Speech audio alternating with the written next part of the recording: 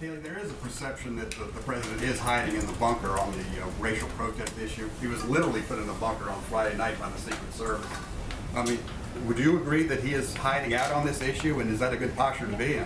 I would not agree with that at all. Look, I was on the phone with the president at least half a dozen times yesterday, and every time I talked to him, he was telling me about a different action he had taken, whether it was talking to a governor about this or a foreign leader about ventilators. This president has been leading. He met with generals yesterday. He's each and every moment taking another action to try to solve and resolve what we've seen in our streets where the governors have failed. He's stepped in.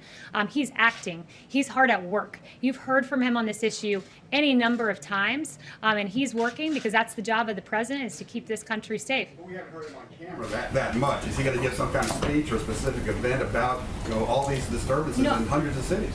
I really think that that's a misnomer in the media. It was really appalling, some of the coverage I saw, like the New York Times yesterday made no mention of the myriad times that the president has spoken on this issue. Instead, in paragraph 14, they made a cursory mention of his remarks at Space Force, most of which, at least half of which, pertain to George Floyd. There was a Washington Post article with an egregious headline about Trump staying silent.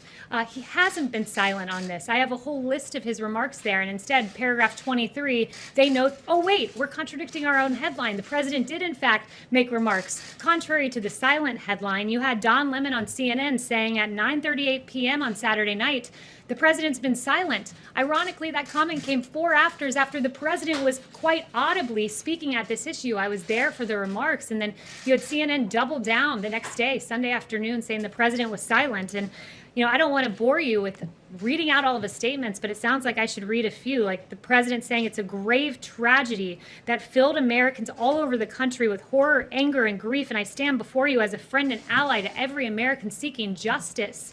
He said, I understand the pain the people are feeling.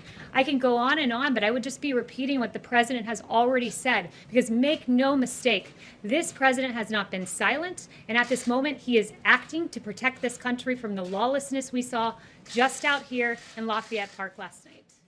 We will make America great again.